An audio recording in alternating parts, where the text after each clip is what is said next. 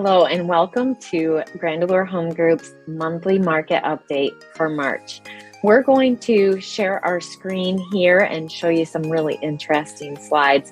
First, we're going to start off with a really interesting study from REALTOR.com.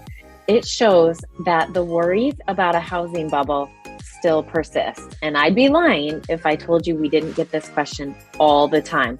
So this slide shows you the percent of people who say they believe there's a housing bubble where they live. And so among consumers surveyed, 77% feel like there's a housing bubble in their market. That's 3 out of every 4 people feel like this is a bubble that's about to burst. Now, if you know, or you've been following along with us on our monthly market updates, we've shown the data month after month, and we are not headed for a housing bubble.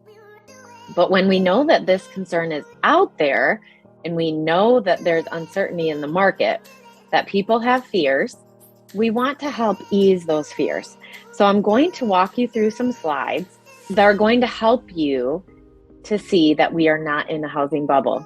And if you are sitting in and seeing that the information we are about to share on why we are not headed for a housing bubble or to ease your fears, I think the next few slides are really going to help.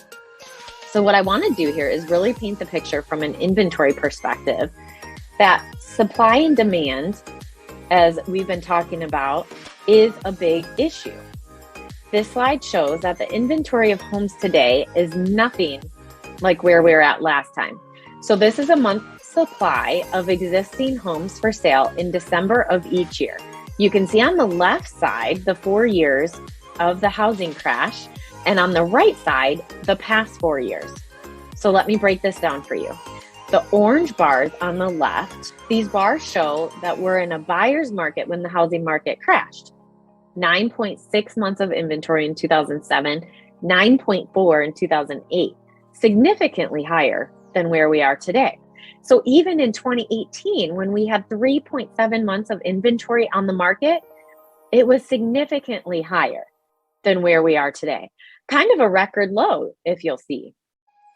And that was low going into the pandemic. And then look at 2020 and 2021. Simply not enough houses to go around.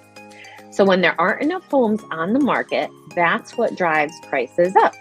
But it is a significantly different market than we had in the housing crash. So when you remember the housing crash, we have to remember that inventory is in a totally different place today. So yes, prices are raising based on supply and demand, but we are nowhere near where we were last time.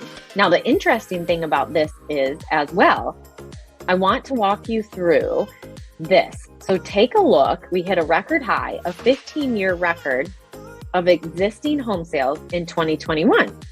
So this is the number of existing home sales from 2019 to 2020 and 2021.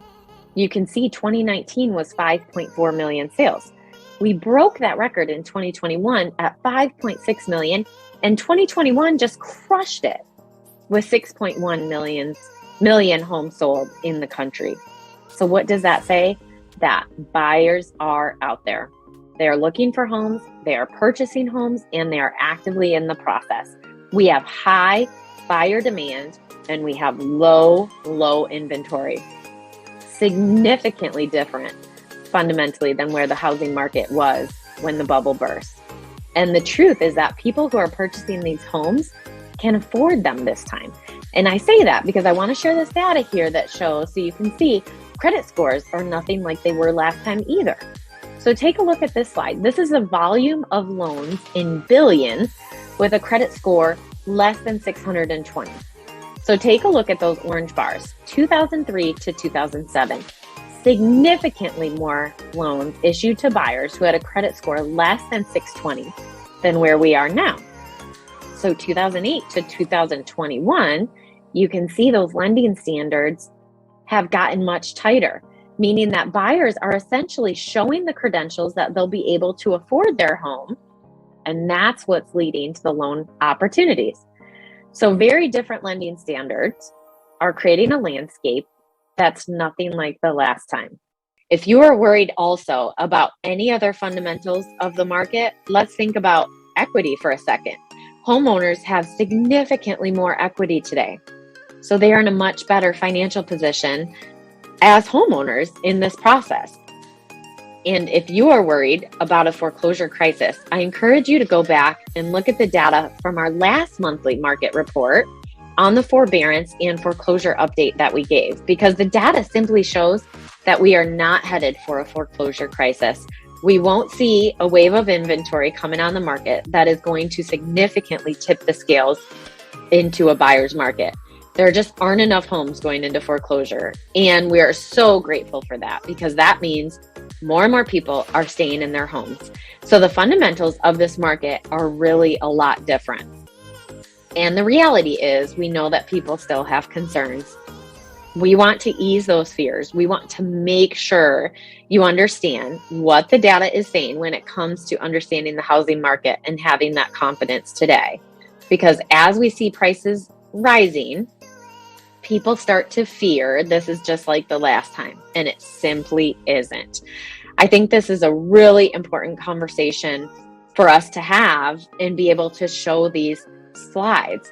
And also, people who are renting right now and could buy a home, I'm thinking about you too, because I'm watching prices rise. People saying, I'm not sure I should buy right now. I'm concerned that there's a bubble. But truth be told, we want to have a conversation around net worth now, because net worth is really a game changer. And the data I'm about to show you really paints a very strong picture for homeowners and potential homeowners when they are thinking about the long-term financial benefits of owning a home. There's the stability, the security, that emotional American dream of home ownership that's so important. But as this quote says, with inventory at an all-time low, buyers are still having a difficult time finding a home. I'm hearing that people may not want to stay in the game because it's a tough road right now and prices are rising. But one thing we really want to share is that the net worth of a homeowner versus a renter, and this data is from last year, so 2021, and it's the latest from the National Association of Realtors. It shows that the average net worth of a homeowner today is $300,000. The average net worth of a renter is just $8,000. So think about that for a second. $300,000 versus $8,000. If we are talking about building that financial future and really thinking towards that long-term goal of homeownership, and we look at that data, the history that even shows how much homes have appreciated over the last 30 years even, that's a large differential of net worth. That's really something we want to remember. So I'm going to end on this note and look at this slide. The net worth of a typical homeowner is about 40 times the net worth of a renter. 40 times. That is huge. Homeownership has always been an important way to build wealth. And I think this data shows that loud and clear, that 40 times greater net worth. This is game changing. So when we look at the big picture and we say home prices are rising, they are still accelerating. They are projected to continue rising. And this is a direct reflection of supply and demand. We are not in a housing bubble. And when you look at the data, look at the fundamentals of this market, we are simply not there. If you have any questions at all or would like to discuss these things, please, by all means, reach out to us. This is according to Keeping Current Matters, and we are excited to share this data with you. We hope you have a grand month from Grand Allure Home Group.